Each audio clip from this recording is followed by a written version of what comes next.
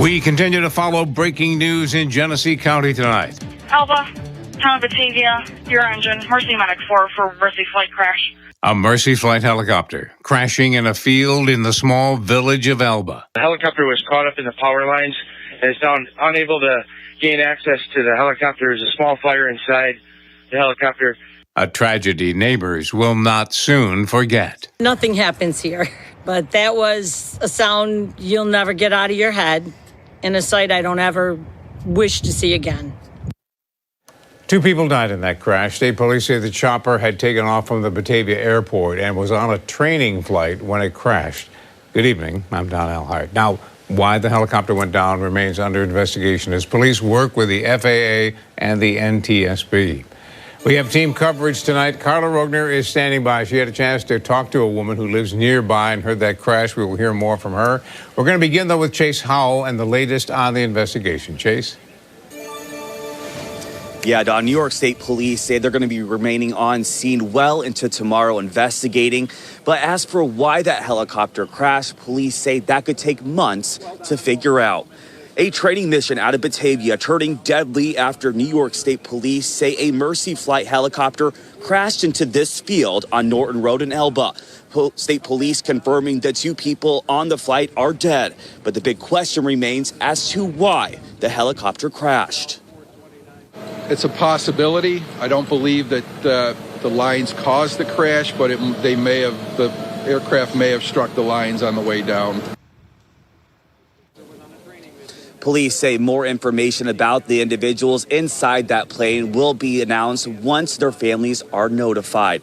But like I said, as for how that helicopter crashed, we won't know that information for months. Don?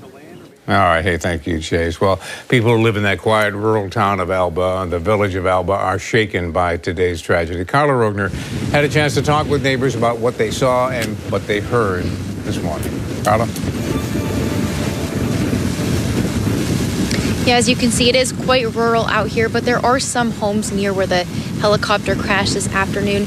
One neighbor tells me the sound was so loud she could hear it from inside her house.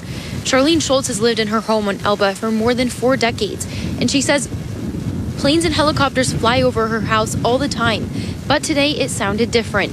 She says the helicopter was making a noise like a car that was having trouble starting. Then she heard the loud crash. Schultz described the sound as something she had never heard before. I thought it was going to crash into the house because that's how loud the motor was. 5 seconds, not even. It was a matter of maybe seconds to maybe just not even a minute, and then crash.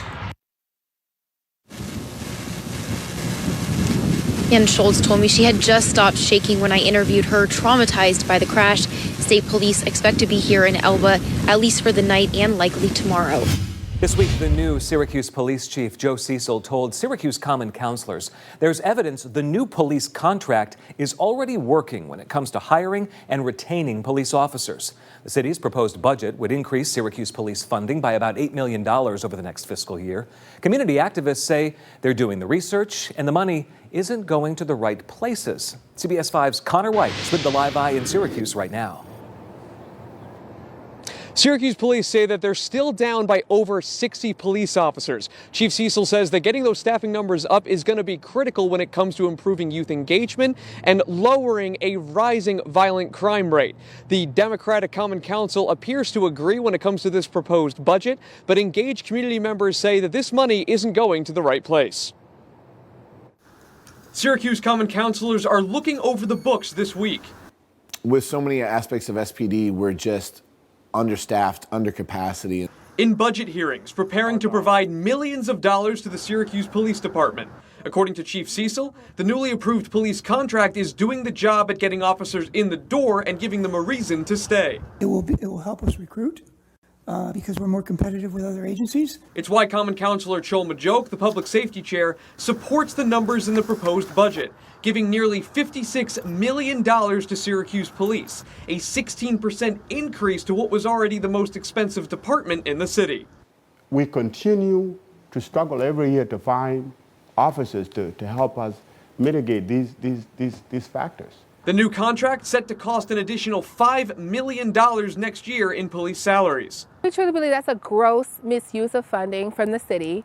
Members of the Syracuse Police Abolition and Radical Revisioning Coalition have met with city councilors, pointing to the city's overall poverty rate of 30% and the fact that Syracuse has the highest poverty rate in the country for children, according to the U.S. Census, and demanding those millions of dollars be taken from the police budget and put towards community groups and universal basic income programs. Again, we keep getting told what will benefit the police officers, but the community is asking is the city council going to put us first and benefit us?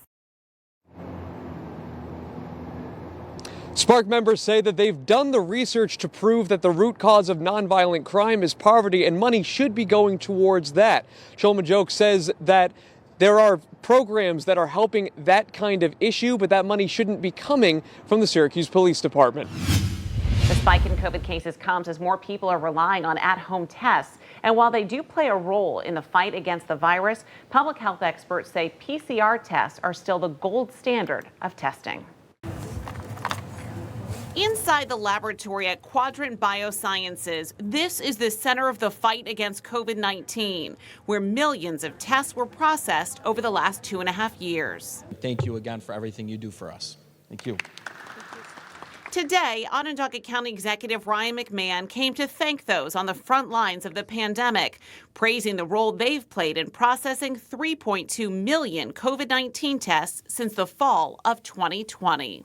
Because of the work that you all have done, we've been able to test people in our neighborhoods to keep them safe. It all comes amid another uptick in COVID cases in Onondaga County. But with more people using at-home tests, there's concern we may not be finding the virus. Do you feel like we have a false sense of security from these at-home tests? So the at-home, this is always a concern of ours with the at-home tests, that there's a lot of variability in how they perform. Yesterday, I spoke with Dr. Chris Morley, a public health expert at Upstate Medical University, who says some people don't use the at-home kits properly.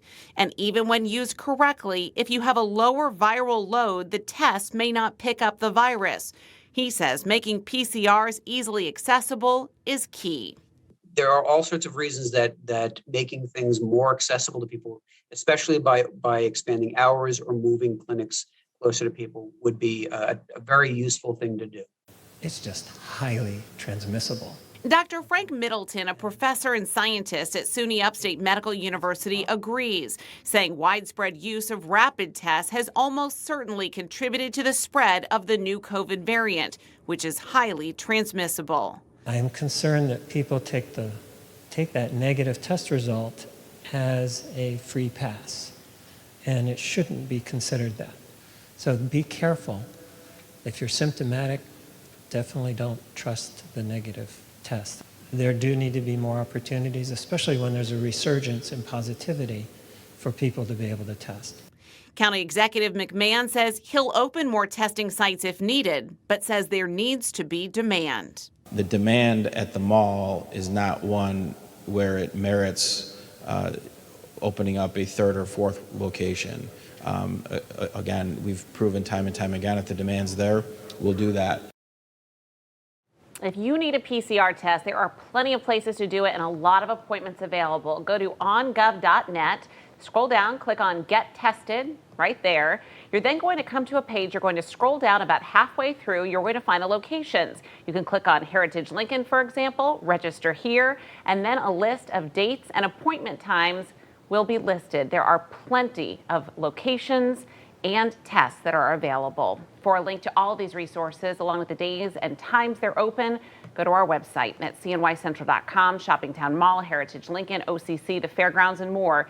You can find plenty of PCR tests in our community.